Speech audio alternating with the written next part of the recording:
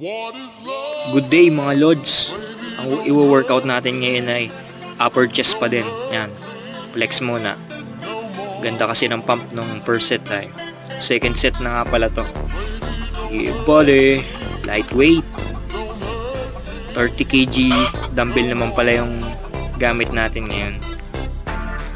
11 kg yung malaking plate, saka 4 kg yung kulay pula plate. Kaya bali 30 kg ang isang dumbbell.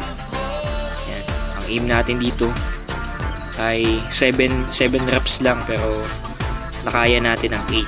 Ibig sabihin, lumalakas tayo. Ang aim natin dito ay maging malakas, because strength equals muscle. Pag mas malakas ka, ibig sabihin nun, madami ka ding muscle. Bali, ang wino-workout talaga nito ay yung upper